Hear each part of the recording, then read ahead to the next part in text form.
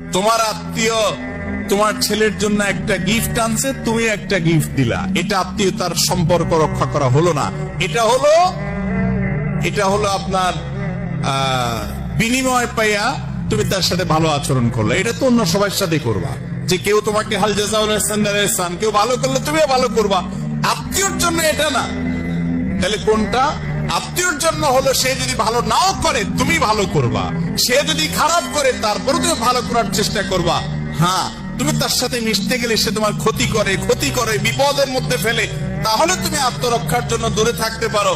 কিন্তু তোমার মনের ভিতরে আবেগ থাকতে হবে, সে আমার রক্ত সম্পর্কীয় আত্মীয়, ব্লাডের আত্মীয়, তার সাথে আমি কিভাবে সুসম্পর্ক রাখতে পারি, তার ভালো আমি চাই, আল্লাহ তাকে হেদায়েত দিক, ভালো করুক, তার কল্যাণ আমি চাইবো, অগোচরে উপকার করার চেষ্টা করবো। এর নাম হলো মুসলমান। কথা কি বুঝাতে পারছি?